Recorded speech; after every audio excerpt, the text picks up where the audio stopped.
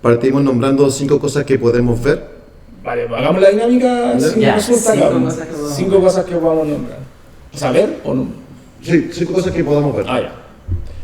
Lo importante siempre es verbalizarlo. Claro, micrófono. Cosas que podemos ver o cosas que estamos viendo. Qué filosófica pregunta, ¿eh? Sí. Puede ser ambas. Ya. Puede ok. ser ambas, Ok. vale. Pero claro, que podamos ver en este entorno. En este Ah, ya, entorno. en este entorno, ya, porque yo ya iba a cerrar el ojo y hacer como.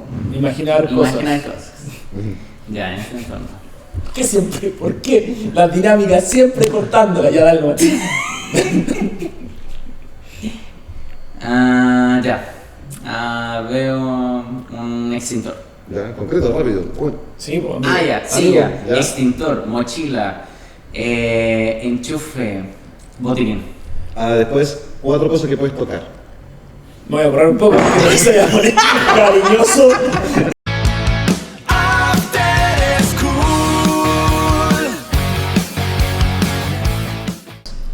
Muy buenas a todos, queridos oyentes. Estamos aquí en un nuevo episodio de After. Es cool. Así es. Hoy es un episodio especial porque, al igual que en nuestro episodio anterior, tenemos un invitado especial. Exactamente, esta semana vamos a tener como invitado al maravilloso profesor Ramón Valenzuela, que además de ser filósofo, maestro de yoga y biodanzarín profesional, es una persona que sabe mucho, no solamente sobre filosofía, sino también sobre la vida. Así que lo recibimos con un muy fuerte aplauso. Aplausos. Gracias, chiquillos. Buenas tardes a todos, a todas. Muchas gracias por aceptar la invitación, Ramón. Qué entretenido. Oye, corrí con algunas cosas del tiro inmediatamente. Ah, vale, perfecto. La presentación estuvo pésima. Dale, dale. No, primero, más que filósofo, profesor de filosofía. Profesor Así de como, filosofía. ahí guardando un poquito la humildad también ahí. De yoga y biodanzante. En realidad el término preciso de biodanzante. Pero como participante. Vale. Ya, pues, Guille. Sí, perdón. No. Bueno, Ramón, lo primero que te queríamos preguntar, sobre todo pensando en que, no sé, ¿cómo llegaste a la filosofía? ¿Cómo decidiste estudiar esa carrera? Porque no muchos chiquillos de repente la consideran como una carrera como para progresar profesionalmente o incluso como una carrera como opción de vida, ¿cierto? Entonces yo nunca he escuchado a alguien que diga, oh, quiero ser filósofo. ¿Cómo llegaste a eso estando en el colegio? Sí, bueno, tampoco lo he escuchado muy pocas veces en realidad de algunos ex estudiantes. Llegué por distintos caminos personales, yo creo. Como uno de los principales también era como, bueno, primero con las clases, teniendo filosofía en tercero medio, aquí mismo, y un interés personal. En algún momento en tercero medio me metí a un grupo que estudiaba metafísica.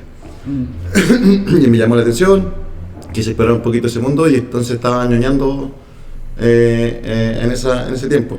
Y después de eso, en cuarto medio, conocí un grupo de gente en un taller de poesía, donde habían 2 colegas también de filosofía que se habían egresado hace poco, un par de años tal vez. Entonces, nada, por eso me contagió mucho más las ganas de querer estudiar filosofía. Había una necesidad también de querer buscar conocimiento sólido. Creo que la intención como filosófica estaba presente finalmente en la búsqueda de una carrera también. Vale, genial. Y a lo largo de la carrera de la vida, ¿cómo has sentido? ¿Ha sido algo que fue una buena decisión? ¿En algún momento te cuestionaste? ¿Llegaste a ese punto de decir, oh, pucha, Sí. sumando y restando esto quizás no era lo mío? O... No he tenido ese cuestionamiento. Eso ha sido lo más bacán de estudiar filosofía. Creo que me metí muy convencido a estudiar. De hecho, cuando me acuerdo cuando estaba postulando, fue como que postulé a la carrera más que a las universidades, como que postulé de las 8 opciones, 7 eran filosofía. Y ya estando ahí me motivé mucho. Quizás lo que puede generar quizás como una duda o alguna insatisfacción con hacer filosofía puede ser lo relacionado con el mundo pedagógico, finalmente, al cómo funciona el sistema educativo. Pero siempre me ha sido muy satisfactorio el buscar cosas, meterme en temas, el reflexionar, tratar también de explorar algunos conocimientos que ¿Qué más tenemos? Claro. Yo creo que igual una de las problemáticas que tenemos en Chile culturalmente es que las carreras como filosofía, humanidades y lo relacionado con el arte también están culturalmente muy infravalorados, se miran menos, entonces es una problemática que tienen los jóvenes de hoy en día, y es por eso que iba la pregunta de que hoy en día tal vez no hay muchos jóvenes que quieran estudiar filosofía. Sí. Igual hay unas cosas bastante puntuales y significativas dentro de la carrera de filosofía. Primero, en la actualidad hay un déficit grande de profesores de filosofía, y es cierto, son muy poca gente la que termina estudiando. Esto también ocurre específicamente con el cambio curricular del año 2020, donde pasan algunos eventos bastante significativos. Aparece una defensa de la filosofía por parte de la REPROFICH, la Red de Profesores de Filosofía de Chile, cuando se quería en principio eliminar de los del plan electivo y reducir más la hora. Pero hubo un vuelco bien importante, hubo una movilización potente que en periodo pre-pandemia, pandemia también, que fue significativo y logró cambiar un poquito ese primer plan. Pasa que la filosofía en el año 2000 fue sacada de los colegios técnicos profesionales y se redujo la hora a 3 horas semanales, y teníamos dos electivos en tercer y cuarto medio, no más de 3 horas. En este cambio curricular se amplió, se renovó también el currículum, donde ahora existe estética, existe política y existe la posibilidad de profundizar en temas particulares. Se redujo, eso sí, la hora en los planes comunes, pero se amplió también al técnico profesional. Entonces eso significó también más horas de trabajo para los colegas de filosofía. Pero a pesar de eso, es harta la deserción de los profesores de filosofía. Hay muchos que se dedican a otras cosas, y creo que también es algo súper tentador también. Como que pareciera ser que la filosofía igual funciona, no sé si decir aparte, pero paralela con la educación, o con el sistema finalmente. Vale. Y dentro del mundo educativo, finalmente, porque bueno, la filosofía es como esta idea que tenemos nosotros, que es la madre de toda la ciencia, y que parte siempre como de buenas preguntas que uno se puede hacer. ¿Hay alguna pregunta dentro de las clases que tú haces que te haya dejado así como dando vuelta, algo que te haya dicho algún alumno, algún estudiante? Sí, siempre hay. Puntualmente en este momento quizás no recuerdo alguna cosa en específico de algún estudiante, pero me recordé en algún momento estar trabajando sobre una temática que era la duda sobre la realidad, el cuestionamiento sobre la realidad, y por mi cuenta profundicé tanto, me seguía dando vueltas el tema en la casa, en lo cotidiano, que nada, después era como un poco insostenible esa incertidumbre. Ahora igual pasa algo que quizás también lo he conversado con otros colegas de filosofía, que hay algo dentro del oficio igual como consecuencia finalmente de tanto cuestionamiento. No que nos vayamos a volver locos, pero sí hay ciertas reflexiones que tienen peso, que tienen significado finalmente en la vida cotidiana. Y con respecto a la vida cotidiana, ¿cómo podemos nosotros practicar la filosofía en nuestra vida cotidiana, en nuestro día a día? Bueno, ahí tengo varias visiones como que no necesariamente son como las más amigables. Yo creo que la carrera de filosofía es un oficio bastante, no sé si complejo solamente la palabra, es, ya me acordaré, es una acción que nos genera mucha gratitud o satisfacción, en el sentido de que nada, estáis poniendo constantemente en duda aquellas cosas que te dan cierta seguridad, que te dan estabilidad. De hecho, a propósito de lo que me decís recién de las preguntas, hay una pregunta que quizás es la más importante dentro de la filosofía, que tiene que ver con el sentido de la vida. Y dentro de eso, no la pasa bien, no es agradable finalmente reconocer o conocer teorías filosóficas pesimistas, o que de alguna manera son críticas de tal manera que te muestran lo difícil que puede ser, no sé, el vivir o el compartir o la humanidad misma. pensar, no sé, simplemente como en la definición de ser humano y claro, podemos pensar que ser humano es bonito, es algo positivo, pero en realidad también es macabro, también es nada, como hace guerra, tortura gente, es parte de nuestra esencia. ¿Y hay algún cuestionamiento que te haya dejado profundamente, no quizás mal, pero quizás con un darse vuelta en el mismo lado? Porque hablaste, por ejemplo, de este tema de la realidad, que te quedaste ahí como un pegado, que finalmente que es la realidad. ¿Hay algún tema, o fue ese el gran tema que...? No, bueno, hay varios. Pensé, igual hay algo dentro de lo popular, por decirlo así, no sé, pensando como en el existencialismo, que a los adolescentes les gusta harto, sobre todo porque están en ese proceso de identidad, de tratar de entenderse. Creo que es bien potente y por eso también mencionaba esta pregunta como del sentido de la vida. Pero también hay varios filósofos que de alguna manera afirman que este sinsentido, este absurdo. Claro. Pero pensando en como qué cosa podría ser como que me genera alguna repercusión importante, creo que ese mismo tipo de reflexión de alguna manera también me llevó a pensar en algún momento en cómo nos vemos en la actualidad, considerando el avance, por ejemplo, de tecnología, considerando la innovación que existe en la actualidad, donde, claro, pareciera ser que el ejercicio de razonar, de pensar, no es solo exclusivo del humano. Entonces, aquello que en algún momento de la historia nos generó tanta identificación, que nos permitió tanto desarrollo, en todos los niveles, científico, ético, etcétera, ahora no es algo tan propio nuestro. Y creo que eso me generó como bastante nuevas incertidumbres y también nuevas búsquedas. Vale. Y esto que preguntaba recién Edison con respecto a cómo llevar la filosofía quizás a la práctica cotidiana, yo sé que tú estás como relacionado con este tema de la filosofía práctica. ¿Nos podrías detallar qué es la filosofía práctica? ¿Qué implica? Ya.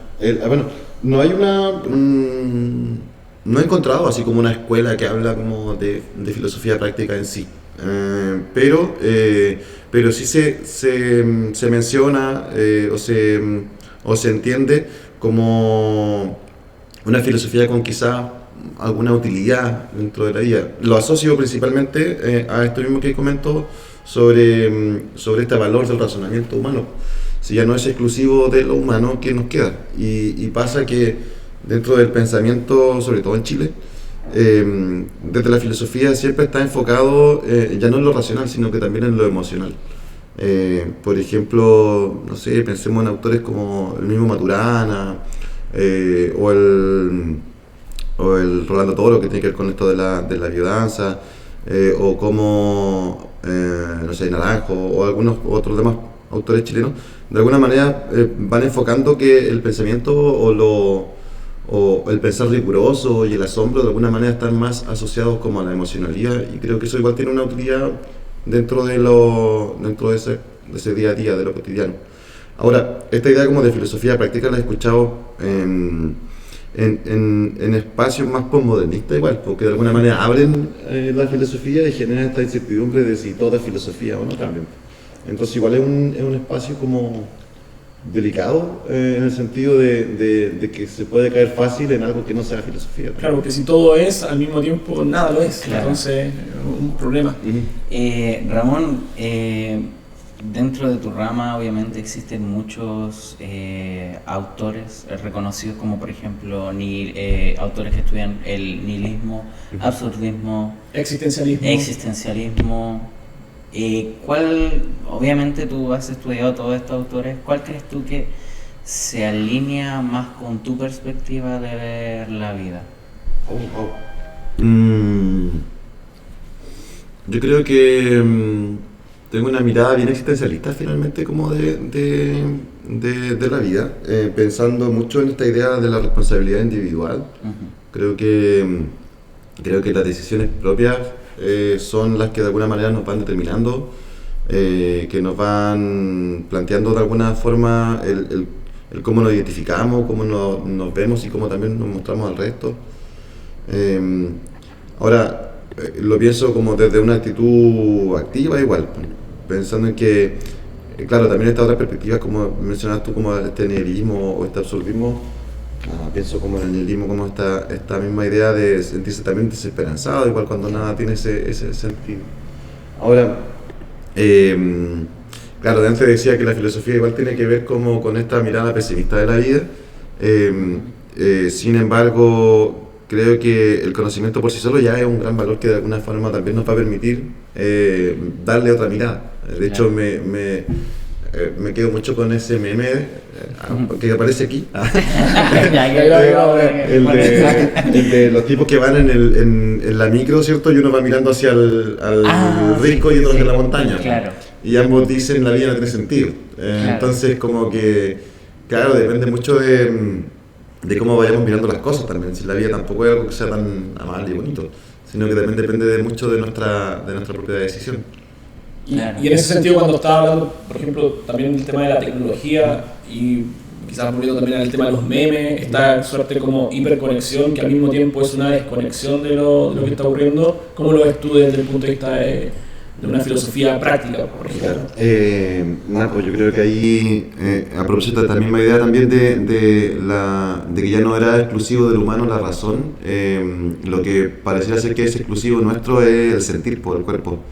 En ese mismo lineamiento, como que me dispuse en algún momento a buscar, explorar, pensar, estudiar, todo esto dentro de la autonomía, no necesariamente algo académico. Otras formas también de entender lo riguroso que puede ser el pensar.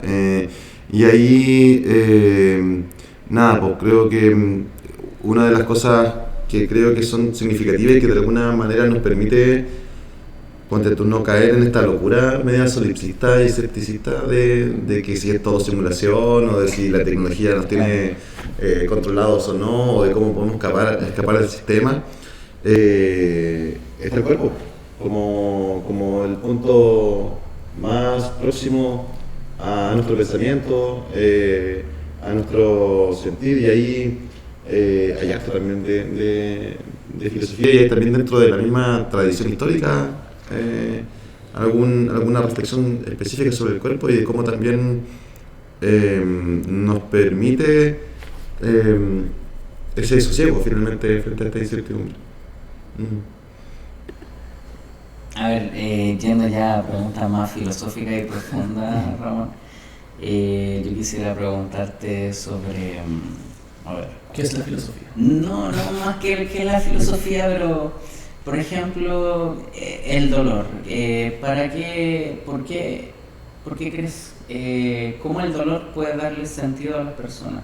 Porque el dolor, a ver, desde mi perspectiva de conocimiento, también es crecimiento y aprendizaje, pero según tú que has estudiado, tú que te manejas en la filosofía. Yo no creo que el dolor sea una herramienta de aprendizaje. Si bien es parte de lo que nos permite sentir el cuerpo, sí, yo creo que es parte de lo que nos permite ese sentir, creo que es placer finalmente el que genera mayor aprendizaje. Creo que cuando nosotros estamos... Claro que cuando de alguna manera nosotros nos sentimos cómodos y sentimos que de alguna manera nos sentimos satisfechos, podemos aprender de mejor forma. Creo que ahí. Ahora, claro, no es menor igual, pues. De hecho está un poquito de moda esto del el neo... Se me dio la palabra. Marco Aurelio, ¿cómo se llama? Estoicismo. Estoicismo, por supuesto, fue lo primero que pensé cuando dijiste el neo. Sí, no, es que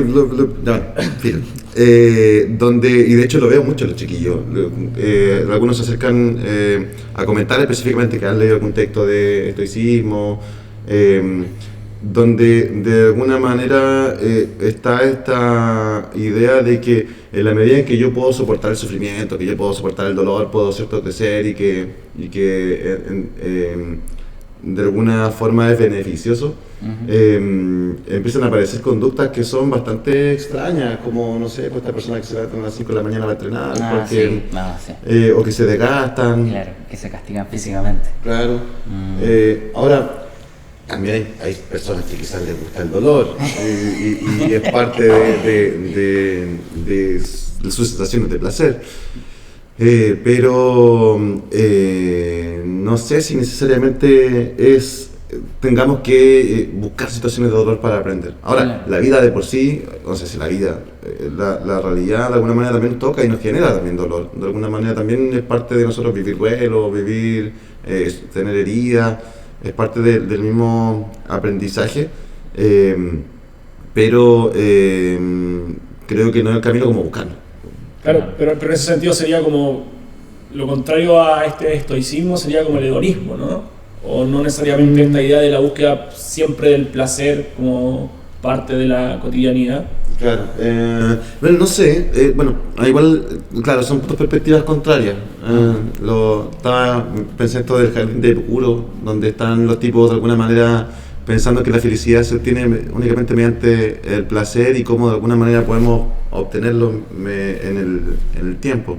Pero recordé una cosa, que cuando estaba estudiando yoga, y parece que fue justo también la clase de filosofía del yoga, había o pasó este mismo cuestionamiento, como que esta misma afirmación de decir, no, nosotros tenemos que buscar el placer y evitar el dolor, me llamó mucho la atención la perspectiva hindú, que decía que en realidad daba lo mismo todo, ¿sí? Ni siquiera era importante el dolor, ni tampoco era importante el placer.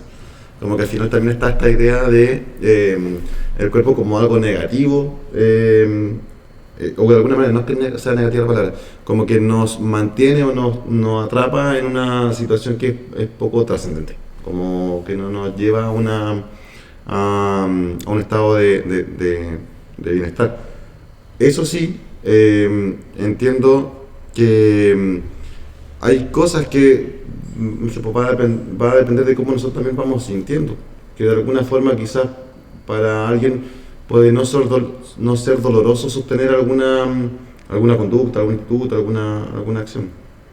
Claro, y en ese sentido, que me queda dando vuelta la idea también como del sacrificio dentro del dolor, ¿no sería también quizá un mecanismo, como decía Edison acá, de aprendizaje? Por ejemplo, el sacrificarse para obtener algo, para lograr algún tipo de meta, y que finalmente esa meta sí me dé placer, pero a partir de...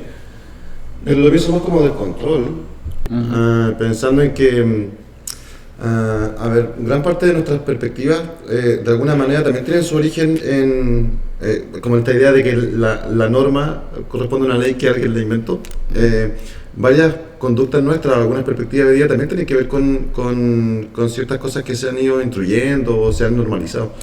Y creo que esta idea de que tenemos que sufrir para conseguir algo también se ha establecido de alguna manera, y ahí pienso por ejemplo en algunas religiones que sostienen esta idea del sacrificio, ¿cierto? No sé, en su momento cuando fue la indulgencia de pagar para poder llegar al cielo, también estaba el hecho de que tenemos que hacer mérito para conseguir algo. Pensé, por ejemplo, muchas veces donde se sostiene esta misma idea como del carisma, o esta idea de lo solidario, lo caritativo, cuando se sostiene desde que tiene que existir un otro para yo poder ser solidario y sentirme bien. O sea, tiene que existir alguien que la esté pasando mal para yo poder sentirme bien. Por eso también decía que el aprendizaje no necesariamente tiene que ser siempre desde el dolor, porque de alguna manera también corresponde a una estructura que quizás hemos ido aprendiendo. Claro. Vale. Oye, lo otro, dentro de la presentación dije que eres maestro de yoga. Sí. Queríamos saber también cómo llegaste al yoga. Quizás con esta también experimentación que estás haciendo, Sí. con estos cuestionamientos, o... Sí, lo que pasa es que en esa misma búsqueda, a ver, pensémoslo algo muy sencillo. Supongamos esta duda de la realidad. Vale. ¿Qué es real? ¿Cómo distingo lo real de lo que no es real? Paralelamente, también me metí en este mundo de filosofía para niños, que corresponde a una mirada muy distinta de la filosofía, que tiene que ver con el poder potencial, el asombro, la curiosidad. Entonces no es como que uno vaya instruyendo una idea. Y en esa misma exploración apareció, o empecé a trabajar pensando en hacer filosofía desde ese cuestionamiento, tratar de compartir con otro esa curiosidad. Y en esa misma profundización, después terminé llegando al yoga, donde, claro, había algo ahí, había un conocimiento no verbal que de alguna manera lo podía comprender desde el cuerpo. Una cuestión, no sé, como desde que cierta postura del cuerpo te puede rememorar alguna sensación, por ejemplo. Y ahí me daba cuenta o reconocía que esta misma idea de lo que nos genera sosiego frente a la incertidumbre era todo el mundo que sostiene esta tecnología realmente del cuerpo que permite el yoga. Ahora, lo interesante fue encontrarme con un mundo que estaba muy ligado a la filosofía, que de alguna manera también comprende una cultura finalmente densa y interesante también, porque también eso me llamó la atención. Claro, porque de repente uno como que asocia el yoga simplemente como a este tema de tratar de estirarse, de como soltar un poquito los músculos, pero también hay una cuestión quizá un poquito, tú decías filosófica, pero también quizá un poquito mística, en algunos casos esotérica. ¿También estás como en ese círculo o es...? Sí, me llama la atención el esoterismo y el misticismo. También en esta misma línea de investigación. Tratando un poquito de entender, por ejemplo, cómo funciona la intuición, tratando de entender cómo funciona esta idea del corazonado. Claro, esta pregunta incluso de si la conciencia está dentro o fuera de nosotros. Claro. Y claro, la filosofía igual tiene respuesta. Hay trabajos de filósofos que de alguna manera han pensado desde esa misma línea. Pero llama la atención, por ejemplo, en el yoga y también en el tantra, que también sería como otra filosofía oriental. De alguna manera también ya hay conocimiento al respecto, ya hay trabajo en torno a eso. Y lo asocio principalmente con el yoga frente a esta imagen de que son solamente la postura y la flexibilidad y hasta donde llegamos con la pata para arriba. Que por lo demás debo decir que es súper complejo hacer yoga y una vez casi me descarreo tratando de hacer y no sirve nada, pero vale. Pero no esa es la finalidad, pues eso es lo entretenido. Claro. El yoga, al igual que la palabra religión, significa unión. Y dentro del mundo yoguístico hay un tratado, un texto que es de igual es chistoso que los pensadores yoguísticos también están en el borde del misticismo, ¿sí? No sabemos si son reales o no, o cuándo nacieron, si fue uno, fueron varios. ¿Qué pasa con los filósofos antiguos también? Que se llama Patanjali. Y este loco describió el yoga en ciertos pasos y el camino que hace una persona que se dedica al yoga. Y los dos primeros sutras que serían estos versos, dice: el yoga es tratar de aquietar la mente. Y de alguna manera esa definición engloba finalmente todo, porque para aquietar la mente no necesariamente tiene que ver con cómo disponemos el cuerpo, sino también cómo disponemos la misma mente. Claro. Y eso incluye, todo el camino finalmente del yoga que define este pensador, que tiene que ver con nuestra actitud de vida cotidiana, que tiene que ver con con el control del cuerpo, de la respiración, de las pulsiones, y después finalmente la iluminación. Claro, entonces el yoga igual puede ser una herramienta como para el bienestar mental, para la salud mental. Claro, sí, de hecho funciona como herramienta en ese sentido. Como terapia. Sí, principalmente nosotros en Occidente conocemos el Hatha Yoga como tema central, que tiene que ver con esto de la postura. Y dentro de eso hay un montón de variables que fueron, por lo que entiendo, fueron diversas de acuerdo a los tipos que fueron llegando de la India en América Latina. Y ahí encontramos distintos estilos de yoga, pero principalmente tiene que ver con la preocupación del individuo, de la persona, sobre su propio trabajo corporal, sobre su propio cuidado del cuerpo y de la mente. Hay unas ideas que son bien bonitas dentro del yoga y a propósito de lo que decías tú como dentro de la filosofía y lo cotidiano, que tiene que ver con que no somos nuestra mente finalmente. Estamos acostumbrados a hablar o a identificarnos con nuestros pensamientos de tal manera que cuando son indistintos, un pensamiento de alguna manera puede colapsarnos. El estrés a final de semestre, por ejemplo. Pero en la medida que nos damos cuenta que no somos ese reflejo, podemos de alguna manera apartarnos de esas sensaciones. Entonces el yoga y quizás todas las tecnologías del movimiento, no solamente digo como yoga o el tantra, sino que también, por ejemplo, la danza, como podría ser no sé, el acondicionamiento físico, lo que implique de alguna manera el movimiento del cuerpo, evita que estemos pensando en los mismos pensamientos. Y eso también es sosiego. Claro. Oye, y dentro de eso, porque hablaste de dos cosas que a mí me interesan mucho, que una es el estrés y otra es el movimiento del cuerpo. Entonces, ¿hay algún movimiento en particular que nosotros que convivimos quizás un poco más con elementos estresantes podamos hacer, para los que no somos tan iniciados en esta tecnología del cuerpo como tú la llamas? Hay varios. Que nos puedas enseñar ahora quizás que podamos hacer acá. Hay un ejercicio muy sencillo, muy simple, que sirve para cuando uno está en crisis, cuando necesita cambiar radicalmente el foco. ¿Ya? Es una graduación de la percepción, de reconocer cosas que vamos percibiendo, desde las más comunes, que tienen que ver con la vista y el tacto, hasta un poquito más complejas como el gusto y el olfato. Entonces, partimos nombrando 5 cosas que podemos ver. Vale, pues hagamos la dinámica sin Ya, consulta acá. 5 cosas que podemos 5 cosas que podamos nombrar. O sea, ¿ver o no? Sí, 5 cosas que podamos ver. Ah, ya.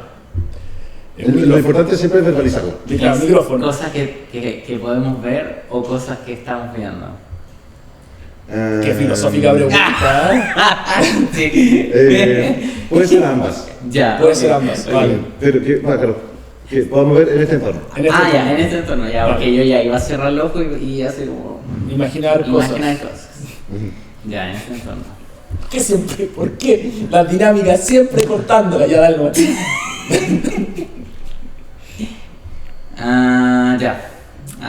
Veo un extintor. Ya, concreto, rápido. Bueno. Sí, pues. Ya. Ya. Extintor, mochila, enchufe, botiquín. Después, 4 cosas que puedes tocar. Me voy a borrar un poco porque se va a poner cariñoso. Micrófono, pantalón, llaves, mesa. Ahí estamos, claro. Bueno, te diste cuenta que cuando tocaste las llaves tocaste tu pantalón de nuevo. Bueno, lo importante es pensarlo mucho, más que nada. Vale, sí. Después, 3 cosas que podemos oír. Ya. ¿En este momento? Ya. La luz, Ya. los autos afuera Nuestras voces. y nuestra voz. Sí, acá como puede oír la luz. Sí, no sé, te va más allá de Y todo. después- No, Dos Increíble. cosas que puedas saborear dos cosas. en este momento.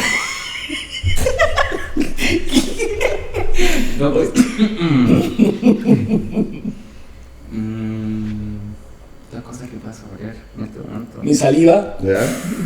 Mi saliva. un pedacito de cabrita que está Es que digo dos comiendo. cosas que puedo saborear a ver, en las lentejas que almorcé hoy día. Oh, amigo, era su fuera de almuerzo que iba a decir.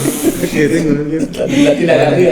lentejas, no, cuando dijo saborear, se me ocurrió un helado. Al tiro pensé como en un helado. No, pero lo ideal es que sean cosas que estén en el momento al lado tuyo. Claro. O sea, No, al lado tuyo. Quizá, por ejemplo, yo puedo saborearme la mano, ¿cierto? Ya, Puedo mira. saborearme la ropa. Claro, Claro. el sudor del Y día. por último, una cosa que puedas oler. Yo mismo. Sí. Como el perfume. Puede ser añador. Bueno, Pachulí. la idea de ese ejercicio es que como empezamos a reconocer cosas que están en nuestro entorno, nos permite de alguna manera volver al cuerpo, pues llegar a esta idea de estar presente. Pasaría lo mismo con algún otro elemento que nos cambie radicalmente la percepción. Pues, es más caro un limón.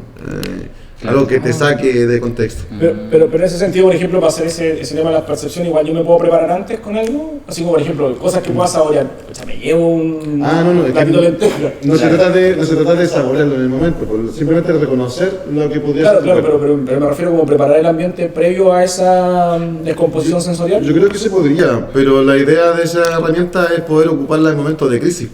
Entonces, claro. si estáis, por ejemplo, no sé, en llanto, algo te pasó, se murió tu perrito, En 15. y necesitáis poder conversar con otra persona para poder hacer un trámite que tenga que ver con ese vuelo. ¿Cachai? En ese sentido podría ser útil esa. Oye, muy buen ejercicio porque yo hasta ahora yo pensaba que el yoga siempre eran ejercicios de movimiento, así kinestésico. Lo que siempre uno piensa, si no te digo que estirarse, qué sé yo. Claro. Ahora, Salud al sol. Hay estudios también, o yoga que está enfocado en el estudiar, como finalmente como esa también podría ser parte de esa unión o de ese sosiego. Vale.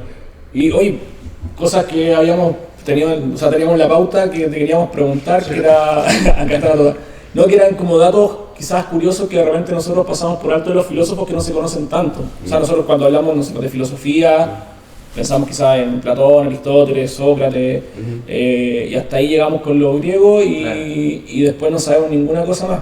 Igual, yo creo que hay en la actualidad, a propósito de esto de práctica, de filosofía práctica, hay como un área de divulgación filosófica y que de alguna forma también se enfoca mucho en esa superficialidad como del dato curioso. Nos llamamos superficiales. Sí, hay no, me acordé de un programa de la competencia. ¿Sí? Ah, sí. Un tal Jordi Wild que invita que invita a un filósofo, claro, y saca como temas, ponte tú, no sé, pues esto del argumento de Dios. Sí. Se llama Adicto a la Filosofía, si no me equivoco, claro. el programa. Claro, este tipo de alguna manera también trabaja mucho en esa idea de educación. Es muy bueno en todo caso, no estoy hablando como en contra, pero sí se da harto con esto, como el dato freak. Hay algunos temas que han sorprendido, muy gracioso. Por ejemplo, comentaban antes de Sócrates, que el personaje clásico de la filosofía, que de alguna manera permite acuñar el término y da inicio a esta preocupación por el ser humano. Tenía algunas cosas muy graciosas, como por ejemplo una mala relación con la esposa, con Japinta, creo que es el nombre. Y hay un cuadro, una escena donde está Japinta tirándole el urinario en la cabeza. De pichí en la cabeza. Fue el primer cabeza de pichí de la historia. El primer sábado. También hay otra anécdota que es la de un cínico, Crisispo creo que es el nombre, que hay como un mito de que se cuenta un chiste a sí mismo y le da tanta risa que termina muriéndose por un infarto. Ah, sí. Lo he escuchado. Está el otro que es interesante. Vamos a ver. Sí. Está otro interesante que es el de la historia de Empédocles. ¿De cuánto? Empédocles. Empedo, que estaba... Empédocles fue un filósofo presocrático que plantea la idea de que los elementos se juntan por amor y se separan por odio. Es como la primera noción de enlace químico que puede existir más adelante. Y Empédocles muere cayendo en un cráter de un volcán. También es como una muerte rara y extraña.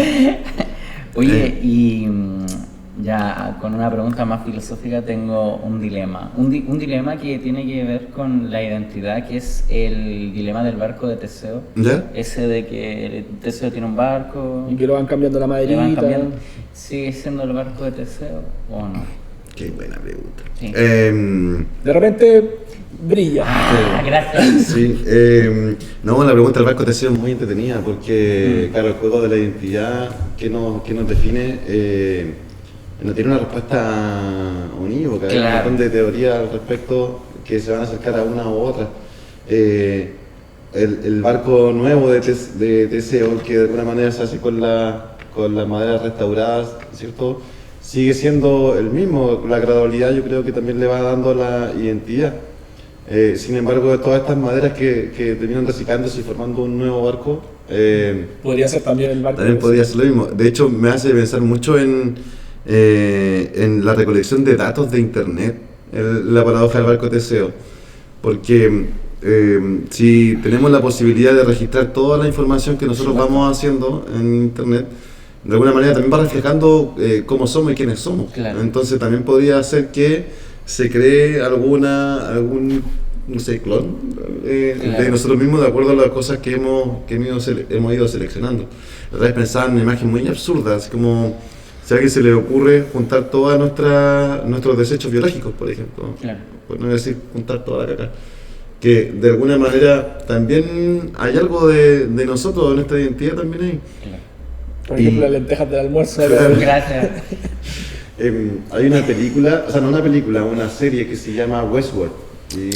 Buenísima, de ciencia ficción, sí. Sí, que donde no me acuerdo en qué temporada ya es, pero hay un rollo ahí con que los robots, que eran estos androides muy humanos, empiezan a tener actitudes muy violentas o malas, pero de alguna manera están exponiendo que actúan así porque también el ser humano ha actuado así con ellos. Claro, porque finalmente, bueno, en Westworld lo que hacen es como un parque de diversiones con animatrónicos que no son estos robots y meten a gente como en el antiguo oeste a matarlos finalmente. O a abusar de ellos, por ejemplo. Que podían hacer cualquier cosa. Entonces la imagen que tienen de la humanidad Claro. es pésima. Pues. Claro. Creo que también va asociado como esta misma idea del barco de Teseo. Ahora, hay hartas respuestas, pues, y una de ellas puede ser, si nos enfocamos netamente en que somos la materia que nos compone, o si tenemos algo más también, algo más allá. Y yo creo que sí, somos nuestra materia. Claro. De alguna manera influye mucho, si estamos hablando mismo del yoga y el cuerpo. Influye mucho qué cosa como, cómo me muevo, cuál es mi disposición del cuerpo en mi trabajo, en mi cotidianidad. Y eso va a determinar mi manera de pensar también. Y esa manera de pensar también de alguna forma va a ir determinando mi identidad. Sin embargo, la suma de todas las partes genera algo más allá de las partes. Entonces también entiendo que hay algo que quizás todavía no podemos verbalizar o no podemos entender ese mismo funcionamiento del cuerpo. Claro. Por ejemplo, nosotros ahora en un curso lectivo estábamos viendo Memento, esta película de Christopher Nolan, donde el También, tipo Ya.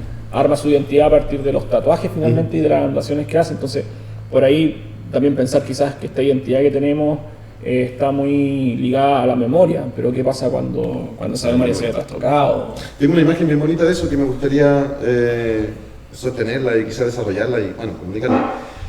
Creo que es tan fundamental el aprendizaje del cuerpo con nosotros mismos y con otros que a propósito del Memento, que no hay palabras para poder plantear esa identidad, creo que en la vida nosotros vamos de vuelta a esa misma condición no verbal que teníamos cuando nacemos.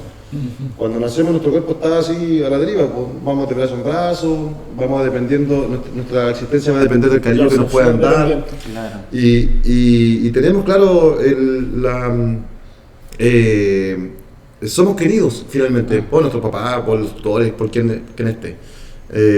Pero cuando ya somos viejos, va a depender mucho de cuánto aprendimos, pensemos en un viejo con Alzheimer, Claro. de cuánto aprendimos a relacionarnos corporalmente.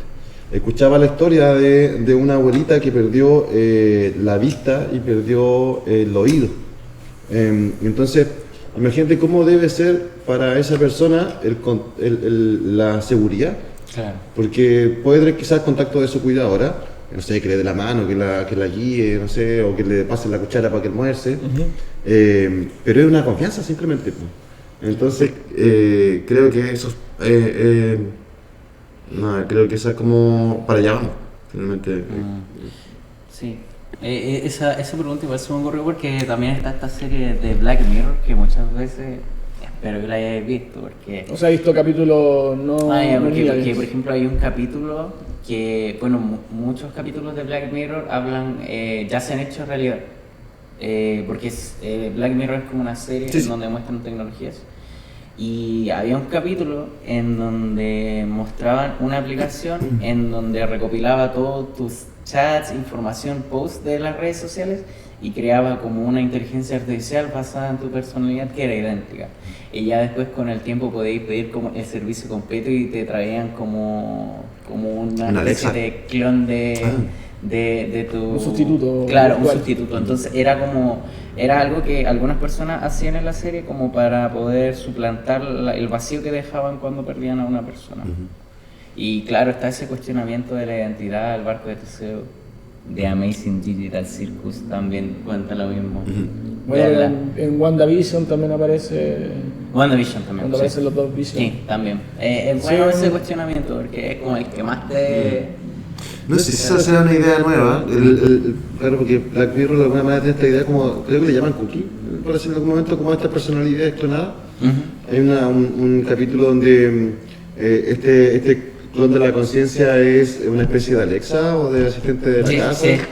Está este otro del Sí, duelo, de la sí. persona que logra como hacer el sustituto con su pareja muerta. Sí, que era lo que instala dentro de su, También. de su cabeza. Sí, no sé si en la historia habrá esa misma necesidad con al lado del Frankenstein. el de Frankenstein, que también tiene como esa misma Claro. noción.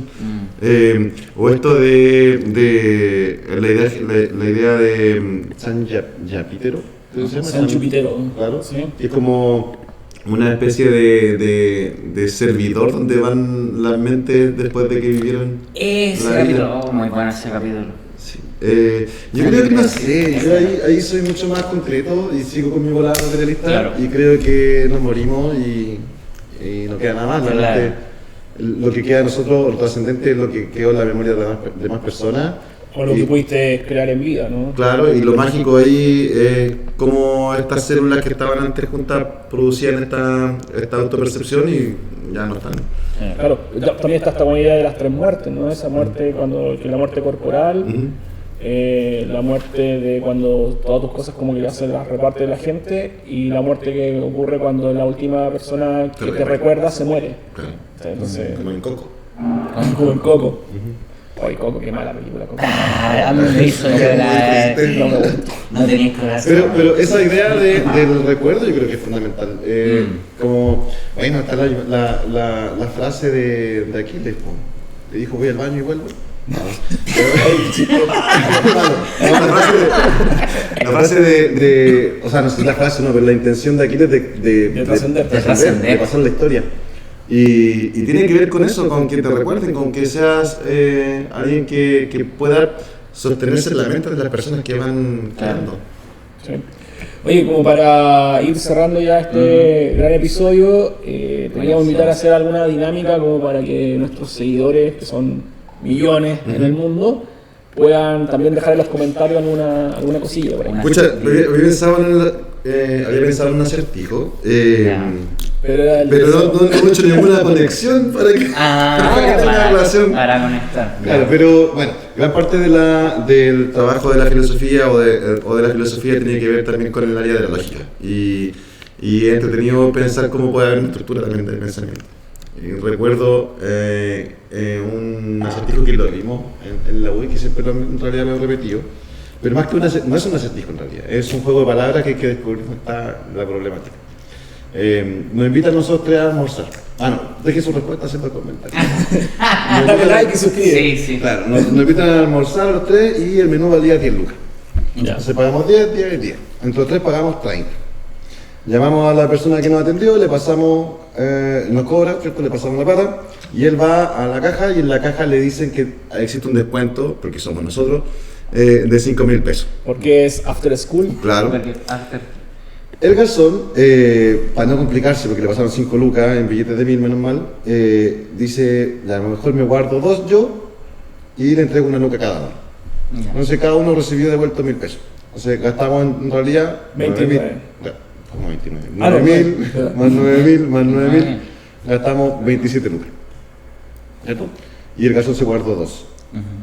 Entonces, ¿por qué da 29? ¿Por qué tenemos 29.000 pesos y no los 30? Bueno, en los comentarios van a estar las Claro, respuestas, porque si aquí me van a estar las apuran, respuestas. yo no tengo la menor idea. No. Yo no sé nada de esto. Espero que se haya entendido en realidad la problemática. Pero hay una luca perdida. Si hay una luca que no sabemos quién se quedó Claro. con la luca. Ujú. Espérate, el garzón se quedó con 2. No me acuerdo en qué parte. De nuevo, el garzón le dan 5.000 pesos Ah, sí, devueltos, claro. él se guarda 2.000 y nos entrega 1.000 pesos a cada uno. Y finalmente nosotros gastamos 9.000. Cada entre los tres Y gastamos 9 por 3, 27, 27, más los 2.000 que se guardó el garzón, Son 29. Y ahí hay una luca que no sabemos dónde está. Claro. No lo tiene el garzón, ni el cajero, ni nosotros. La pista es, para los que llegaron al final, algo en la narración. Bueno, con eso cerramos entonces el episodio de Así hoy. es, muy bueno el Agradecemos episodio. a- Oye, muchas gracias por la invitación. Sí. Sí, ahí puedes decirle Muchas like y gracias, suscriba a los. Oye, pongan like y suscríbanse. Gracias a tu cámara, gracias a tu cámara. Eso. Está muy entretenido este proyecto. Van a venir muchos más invitados a comentar sus experiencias, a ser interrogados por estos dos grandes personajes. Así que nada, muchas gracias y gracias también a los que llegaron hasta acá en este video.